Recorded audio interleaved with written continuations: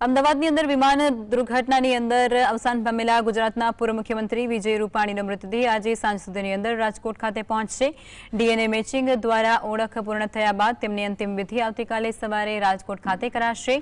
પાર્થિવ દેહ હવાઈ માર્ગે રાજકોટ ખાતે લઈ જવામાં આવશે તેમજ મંગળવારે રાજકોટ અને બુધવારે ગાંધીનગરની અંદર રૂપાણીની શોક સભાનું પણ આયોજન કરાશે। તો વિજય રૂપાણીનું જે અવસાન થયું છે તેને લઈ અને શોક જે સભા છે તેનું પણ આયોજન કરવામાં આવશે। રાજકોટ ખાતે પણ શોક સભાનું આયોજન કરવામાં આવશે અને ત્યારબાદ ગાંધીનગરની અંદર જે તેમનું નિવાસ સ્થાન છે ત્યાં પણ શોક સભાનું આયોજન છે તે કરવામાં આવનાર છે।